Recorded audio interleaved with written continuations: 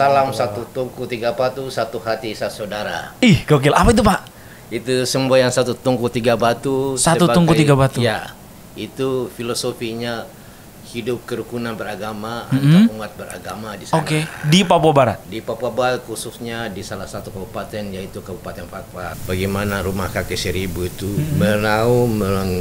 melindungi seluruh keluarga, selalu ada masalah dibicarakan di rumah kakek seribu itu. Rumah kakek seribu. Jadi rumah sehingga filosofinya juga agak ada persoalan, tidak ada persoalan yang tidak bisa diselesaikan. Kalau kita di Papua Barat itu termasuk paling aman. Papua Barat termasuk paling aman. Tidak pernah terjadi konflik ya. Biasanya konflik hanya masalah tanah, tapi itu juga diatas secara baik. Tapi bicara macam gangguan keamanan macam seperti KKB memang jarang sekali ya.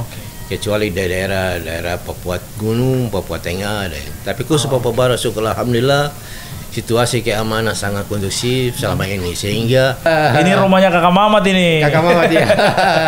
Rumahnya Kakak Mamat. Kakak Mamat rumahnya dekat dengan saya, ya. Oh, dekat dengan Bapak? Dekat dengan saya, ya. Di mana itu, Pak? Di Wagom. Di Wagom. Wah, itu nama kelurahan. Nama kelurahan. Iya.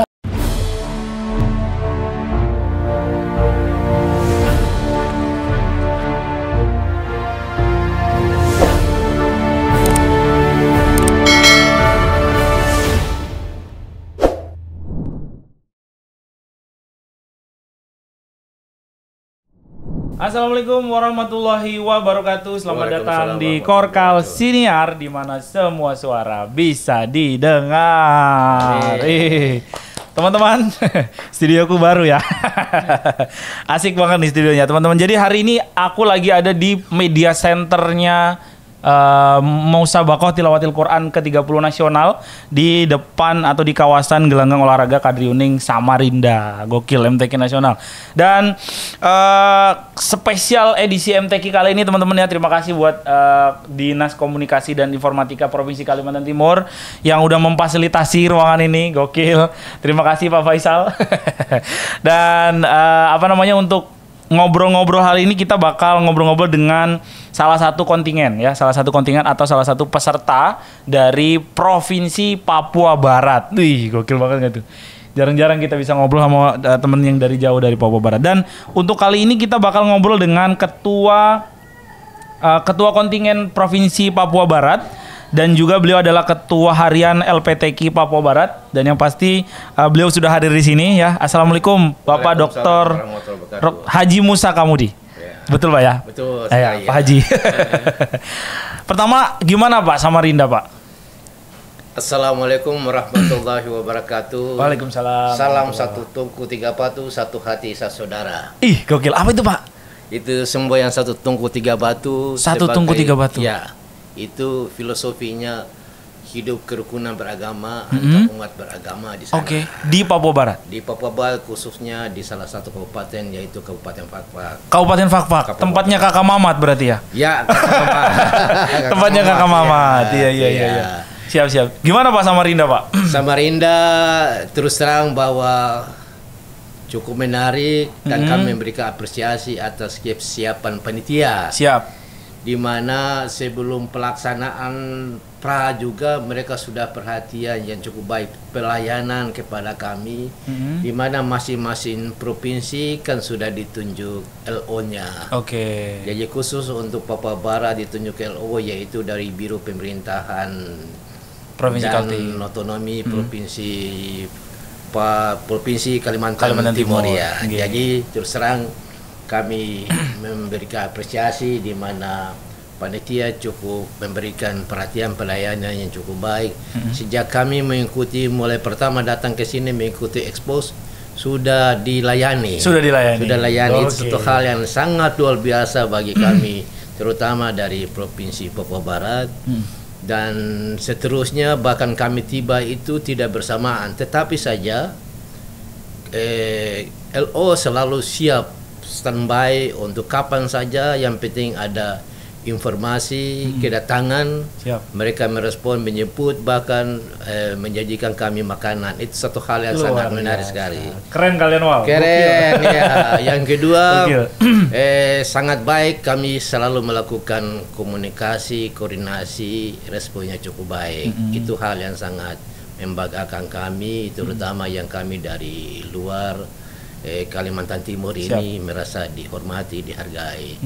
Oleh sebab itu hal-hal seperti ini harus perlu kita pertahankan dan ditingkatkan pada event-event selanjutnya. Oke. Mudah-mudahan Kaltim kebagian event nasional lagi Pak ya. Amin, mudah-mudahan. Kalau bukan sekarang kan MTQ, mudah-mudahan STQ nasional juga dilaksanakan di sini ya. Tuh, mudah-mudahan dilihat sama Pak Menteri Agama ya. Amin. Karena terus terang saja kami menganggap bahwa pelaksanaan suksesnya lancar ya. Siap. Pak, datang ke Samarinda berarti tanggal berapa tuh Pak? Kita kafilahnya tiba tanggal 5. Tanggal 5. Tanggal 5 ada sebagian yang bahkan sebelum datang, terus ada yang dari belakang. Karena ini menyangkut masalah transportasi. Jadi kami membagi, ada sebagian yang melewat Makassar langsung ke Balikpapan. Ada sebagian melalui Makassar atau Jakarta baru ke Samarinda. Oh, ada dua. Tapi alhamdulillah ya semua tiba dengan selamat. Termasuk juga ofisial yang mendampingi para kafilah ya. Total ada berapa orang Bapak yang dibawa Bapak hari ini sampai di Samarinda dari Papua Barat? Kami yang hadir saat ini pesertanya 19 orang. 19 orang. Dan ofisial 25. Ofisial 25. Awalnya itu pesertanya 52, tetapi pada saat pendaftaran ada persyaratan yang tidak terpenuhi. Sehingga yang kami bawa adalah mereka yang telah memenuhi persyaratan.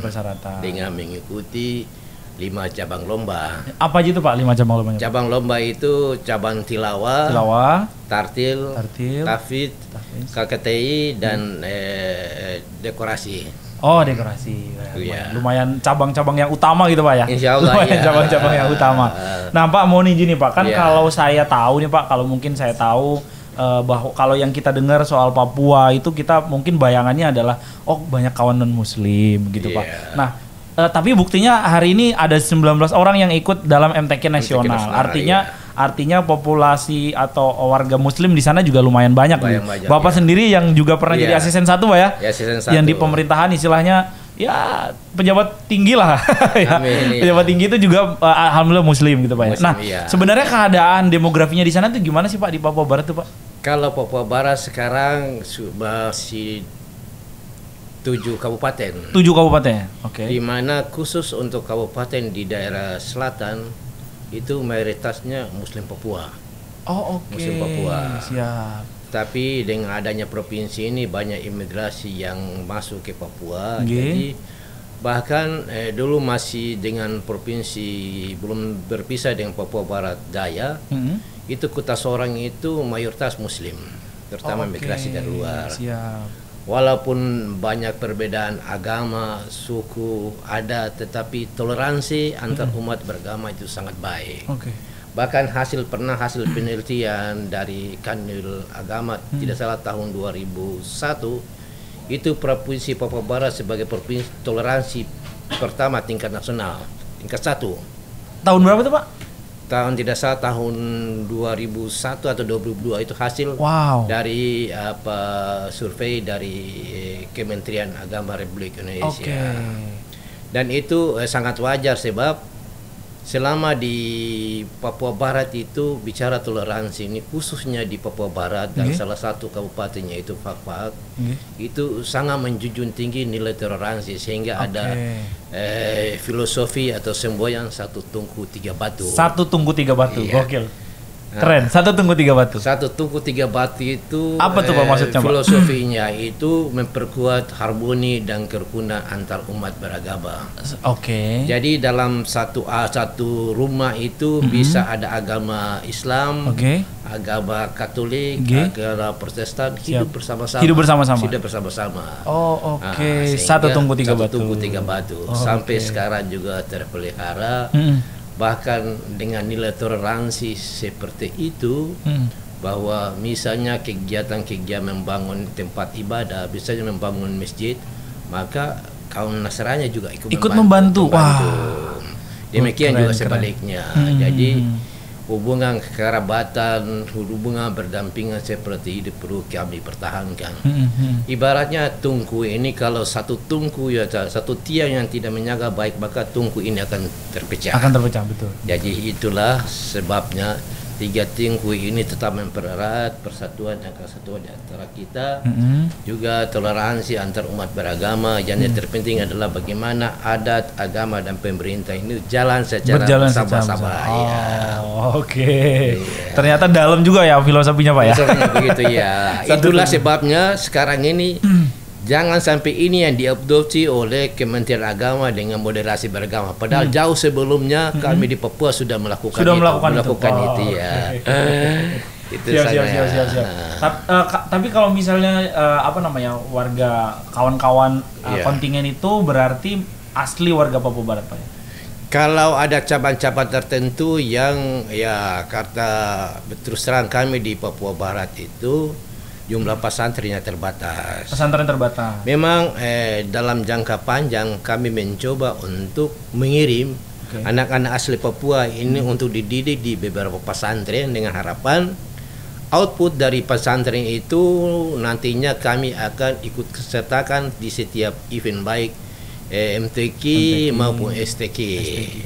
Memang sementara ini kami juga datangkan pelatih-pelatih dari luar daerah yang punya pengalaman. Bahkan beberapa Dewan Hakim Nasional yang sudah punya reputasi kami datangkan untuk memberikan pencerahan, mendidik anak-anak, terutama anak-anak asli Papua agar bagaimana cara membaca yang benar, tajwid dan lain-lain. Yang jelas bahwa ada beberapa kepala daerah yang punya komitmen supaya pembinaan ini secara berlanjut. Maka di setiap kabupaten kota telah dibentuk TPQ, tempat pelayan, TPA dan lain-lain. Itu maksudnya supaya tetap dibina sehingga pada saatnya nanti setiap lomba mereka sudah siap. Jadi kami selalu sampaikan bahwa suatu prestasi itu datang tidak secara tiba-tiba, tetapi harus melalui proses yang cukup panjang sehingga mereka juga tampil dengan baik. Ya. Ada target nggak Pak untuk MTQ ini Pak? Kalau beberapa tahun yang lalu MTQ sebelumnya itu berapa tahun yang lalu itu jujur saja kami selalu masuk 10 besar. Wih, tapi untuk tahun ini memang dengan terbatasnya para peserta juga pelaksanaan MTQ tingkat provinsi juga kami termasuk terlambat. Ada beberapa provinsi yang terlambat melaksanakan MTQ sehingga persiapan menuju MTQ nasional dan waktunya sangat terbatas. Ya. Tapi alhamdulillah syukur dari panitia pusat memberikan toleransi kepada kami yang terlambat ini bisa mendaftar. Itu satu hal yang sangat baik. Oleh sebab itu ini menjadi catatan bagi kami agar secara konsekuen mengikuti tahapan-tahapan agar jangan sampai pelaksanaan MTQ di tingkat provinsi juga terlambat. Ya. Tapi paling tidak bisa masuk ke 10 besar lagi gitu Pak ya. Insya Allah. Artinya tujuan kami yang penting bagaimana syiar dan kebersamaan kita betul. Membangun hubungan silaturahmi antar sesama anak bangsa yang ada di Republik. Ini gara-gara MTQ saya bisa ngobrol sama Pak. Iya, amin. Jauh-jauh anak Samarinda ngobrol sama kawan-kawan Papua Barat. Nah, kalau selain Kakak Mamat nih Pak, kan Pak nih selalu dikenal sama Kakak Mamat Al-Katiri, yang sebagai komika. Nah, selain itu apa sih Pak yang bisa diceritain dari Papua Barat Pak? Papua Barat itu selain itu ada alam pemandangan alam yang bisa seperti ada rumah kakek 1000 itu ada orang Kabupaten Arfak Manokwari. Rumah kakek 1000. Rumah kakek 1000. Rumah yang dibuat dengan beberapa tangga yang untuk memperkuat, di mana dalam situ berkumpul keluarga sebagai tempat untuk musyawarah. Jadi itu yang terlapis sebagai simbol bagaimana rumah kakek 1000 itu melindungi seluruh keluarga, selalu ada masalah dibicarakan di rumah kakek seribu itu. Rumah kaki seribu. Jadi rumah sehingga filosofinya juga agak ada persoalan, tidak ada persoalan yang tidak bisa diselesaikan. Oh, oke. Bisa Intinya semua diselesaikan ya, di rumah itu ya. Di kabupaten apa Pak namanya? Di Kabupaten Pegunungan Arfak yang Manokwari, masuk Manokwari ya. Masih masuk Manokwari. Oke. Ya. Bisa dicapai dengan mudah itu Pak tempatnya? Iya, kalau di Provinsi Papua Barat yang sekarang bisa dijangkau melalui darat itu Kabupaten Manokwari Selatan, kedudukan di Ransiki. Kemudian Kabupaten Teluk Bintuni di Bintuni. Itu yang bisa melalui jalan darat. Sisanya misalnya Pegunungan Arfak tambah satu Pegunungan Arfak bisa dilalui dengan kendaraan darat. Sedangkan sisanya seperti Fakfak, Kabupaten Fakfak, Kabupaten Kaimana dan Kabupaten itu yang harus melalui kapal laut atau udara ya. Memang itulah satu tantangan bagi kami agar bagaimana mempercepat pembangunan transportasi sehingga memudahkan pelayanan, kemudian perekonomian tumbuh dengan cepat ya. Ya. Nah kalau suku deh Pak, kan kalau di Samarinda ini Pak ada Banjar, ada Kutai, ada Bugis, ada Jawa. Kalau di Papua Barat apa Pak? Cukup banyak. Banyak Pak ya? Cukup banyak ya. Saya ambil contoh kayak di Fafak ada suku Bahamata, terus di Manokwari suku Arfak, di Wandama, masing-masing daerah punya kekhususan sendiri. Saya ambil contoh Fafak. Fafak itu berapa suku, bahkan antara satu kampung dan kampung lain itu bahasanya berbeda-beda. Satu kampung dengan kampung lain? Kampung lain, macam kampung saya Arguni dengan kampung dekat di Andamata atau Fir itu bahasanya berbeda-beda. Sama sekali berbeda. Tapi mengerti, saling mengerti satu sama lain. Tetapi secara umum komunikasi yang digunakan kebanyakan adalah bahasa Indonesia sebagai bahasa persatu. Iya. Itulah satu hal yang sangat membanggakan dengan Bhinneka Tunggal Ika ya. Dengan Pancasila ya. Sekarang bahasa-bahasa aksen Papua itu Pak jadi aksen yang ramai digunakan oleh anak muda Pak, karena keren gitu ya. Misalnya saya jadi saya gitu ya. Ko jadi ko, jadi keren. Nah kalau di sana sendiri memang semuanya berbahasa seperti itu Pak ya? Ya seperti begitu ya. Komunikasi antar keluarga juga. Kecuali misalnya di kampung tertentu yang mungkin tidak ada orang luar ya terpaksa bahasa daerah masing-masing. Tapi kebanyakan di pasar dan lain semua bahasa Indonesia. Sampai di pelosok-pelosok juga bahasa Indonesia ya. Keren. Iya, jadi sangat mudah untuk kita melakukan komunikasi apa yang mereka ingin sampaikan dia. Kalau makanan deh Pak, yang khasnya Papua Barat tuh apa Pak? Hampir sama dengan tanah Papua Sabuaya yaitu papeda. Papeda saya pakai sagu dibentuk itu makan dengan ikan ya. Makan dengan ikan. Itu yang sangat menarik di sana ya. Nah, waktu udah nyampe sini kan udah lumayan lama tuh Pak, dari tanggal 5 sampai hari ini udah hampir seminggu Pak. Iya. Nah, kalau di sini gimana Pak makanan Samarinda Pak? Makanan Samarinda ya memang sedikit ini agak berbeda ya. Kebanyakan ada sedikit di sini teman-teman kemarin bilang aduh ini kenapa ikan macam rasanya sedikit manis. Dia itu masing-masing daerah bumbu habang Pak. Bumbu habang ya. Udah nyobain nasi kuning berarti Pak ya? Sudah ya. Nah, ngomong-ngomong soal makan nih teman-teman ya. Aku sengaja nih. Sengaja bawa amplang teman-teman ya. Amplang ya. Amplang. Boleh dicoba Pak, silakan Pak. Iya, silakan ya. Tidak sedang berpuasa Pak ya? Iya. Saya juga makan nih amplang. Ternyata amplang cukup enak. Ini dibuat dari apa? Ini dari ikan Pak. Ikan apa? Ikan apa ya? Kalau kita kebanyakan di sana amplang ini pakai ikan tenggiri. Ikan tenggiri. Ikan tenggiri. Ya, mungkin Pak. Saya nyontek dulu Pak. Iya. Ini terbuat dari nggak disebutin lagi. Iya. Ikan bandeng Pak ini Pak. Ikan bandeng. Iya bagus juga. Bandeng juga dengan omega 3 yang cukup baik. Gokil. Kalau cemilan begini ada nggak Pak di Papua Barat Pak? Yang mirip-mirip gini Pak? Belum ada Pak ya? Belum ada. Tapi kalau cemilan khasnya apa Pak? Berbeda-beda. Ada yang keripik singkong dan sedikit yang. Tapi yang begini-begini ini biasa kebanyakan datang dari luar daerah. Dari luar daerah. Ya. Padahal potensi sana cukup banyak. Misalnya bicara ikan itu lumbung ikan termasuk di Papua Barat. Di Papua Barat. Ya. Hanya kita mengharapkan bagaimana home industry ini bisa misalnya data studi banding di sini bagaimana cara mengolah. Ya, bikin amplang khas Papua Barat nih keren banget. Iya. Bikin amplang khas Papua Barat. Iya, sangat enak sekali ya. Iya. Alhamdulillah, Bapak sini suka guys. Iya. Bapak suka. Nah, selama apa namanya kalau misalnya MTQ ini kan pasti kayak semacam PON gitu-gitu juga Pak ya. Iya. Gimana sama ini Pak, sama apa namanya melihat pembangunan di Kaltim gitu Pak dibandingkan dengan apa yang di Papua. Adakah kesamaan atau adakah yang mungkin terasa berbeda gitu Pak? Ya terus terang saya akan melihat bahwa Samarinda Provinsi Kalimantan Timur ini lebih maju dari Papua. Siap. Yang pertama karena mungkin kami provinsi baru. Okay. Yang kedua masalah geografis untuk membangun infrastruktur antar kabupaten atau kota itu sangat sulit. Di mana karena banyak gunung-gunung sehingga perlu membangun infrastruktur kosnya cukup besar. Betul. Padahal di satu sisi dana ini bagaimana kita bisa meningkatkan kesejahteraan masyarakat. Jadi harus dibagi secara baik sehingga terus terang saja bahwa kalau tanah Papua itu tanpa pemekaran pasti kemajuan itu lambat.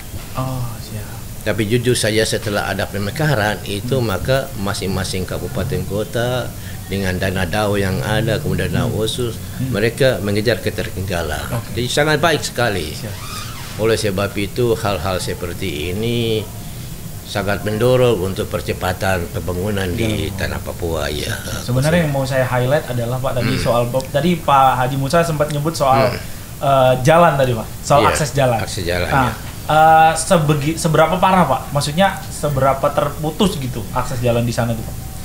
Ada beberapa tempat yang selain gunung juga sungai-sungai yang panjang. Sungai yang panjang sehingga itu yang sangat sulit sekali untuk bisa menerobos secara cepat. Tapi secara perlahan insya Allah bisa tercapai seperti itu. Kayak dulu untuk menghubungi Kabupaten Manokwari Selatan Pegunungan Afra sulit sekali.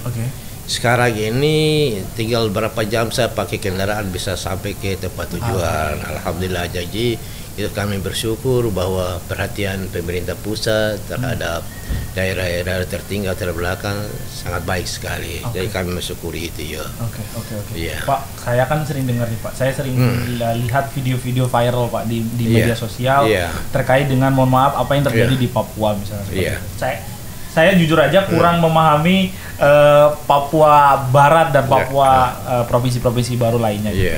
Nah, sebenarnya apakah yang saya bayangkan dan mungkin teman-teman lain bayangkan tentang Papua itu apakah sengeri itu atau enggak? Sebenarnya enggak gitu atau hanya di provinsi tertentu aja gitu. Memang benar selama ini mereka melihat bahwa Papua itu hidupnya misalnya gangguan keamanan. Kalau kita di Papua Barat itu termasuk paling aman. Papua Barat termasuk paling aman. Tidak pernah terjadi konflik Biasanya konflik hanya masalah tanah, tapi itu juga diatas secara baik. Tapi bicara macam gangguan keamanan macam seperti KKB memang jarang sekali ya. Kecuali daerah Papua Gunung, Papua Tengah. Tapi khusus Papua Barat, syukur alhamdulillah situasi keamanan sangat kondusif selama ini sehingga ini sangat baik dengan menciptakan kondisi keamanan yang baik.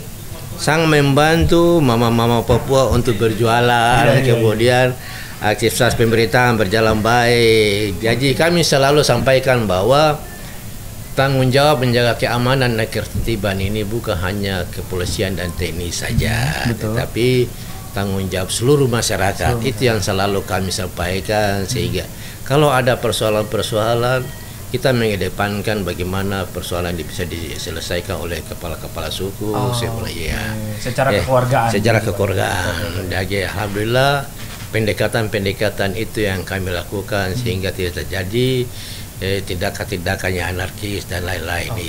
Jadi artinya saya mau sampaikan bahwa teman-teman yang mau ke Papua Barat aman, dijamin aman ya. Memang awal juga teman-teman juga ke Papua ini gimana nanti kita ternyata aman. Setelah mereka tiba di sana wah Wah, ini mungkin media yang sangat membesar-besarkan ya. Aman. Jadi Aman, Papua ya. tuh luas sekali, Pak ya. Luas sekali. Papua luas sekali iya. dan memang ada yang daerah berkonflik, Pak ya. Ada Memang konflik, tapi Papua tidak Barat semua ya. Papua aman ya. Papua aman. Apa Pak tadi Pak? Rumah kaki seribu. Rumah kaki seribu. Selain ya. itu apa Pak yang bisa didatangi Pak?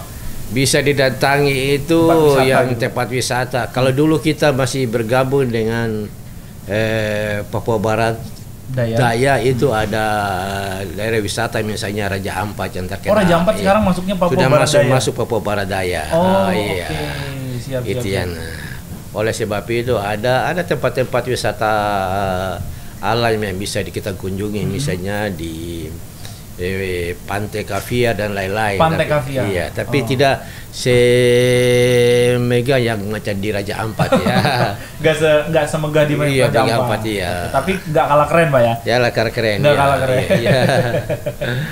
Oke, itu dia teman-teman ya. Udah Iya. ngobrol-ngobrol bersama dengan Pak Haji Musa. Beliau ini adalah ketua harian LPTK Papua Barat. Kita doakan mudah-mudahan dapat hasil maksimal Pak ya. Amin, insya Allah itu harapan kita Masuk ya. 10 besar. Iya. Betul. Siap. Dan kita doakan juga mudah-mudahan nanti pembangunan di Papua makin Amin. lancar, Ya, makin gitu, lancar Pak. ya. Mudah-mudahan kita bisa main-main ke sana Pak nanti Pak. Amin, insya Allah kami nunggu ya. Siap. Dan juga salam buat teman-teman di sana Pak. Terima di kasih Papua Barat. ya.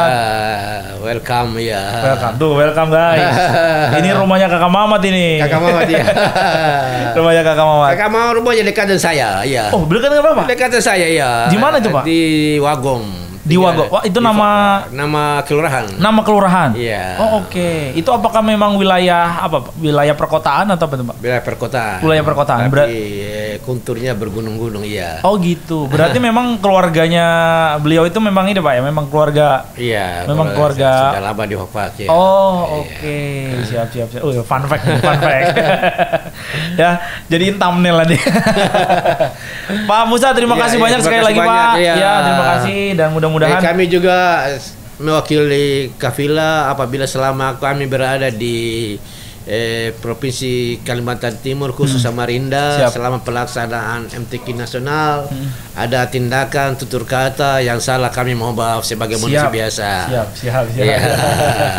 Terima kasih Terima teman-teman. kasih, ya. Terima kasih udah banyak yang sudah menonton dari awal sampai akhir. Mudah-mudahan MTQ ini berjalan dengan lancar dan yang paling penting adalah kita semua bisa happy ya. Happy. Buat nggak cuma buat teman-teman muslim aja, yang non muslim bisa jajan-jajan di Expo, banyak makanan enak ya. Amin ya.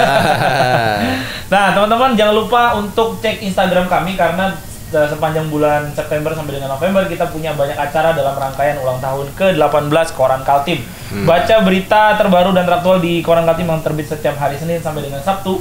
Website kami di www.korankaltim.com, seputarfakta.com dan pusaranmedia.com. Terima kasih, mohon maaf kalau ada salah-salah kata. Salam Papua tadi apa Pak? Salamnya Pak? Namanya Pak? Salam satu tunggu tiga batu. Salam satu hati, tunggu. satu saudara. Itu dia. Terima kasih. Assalamualaikum warahmatullahi wabarakatuh. Waalaikumsalam warahmatullahi wabarakatuh.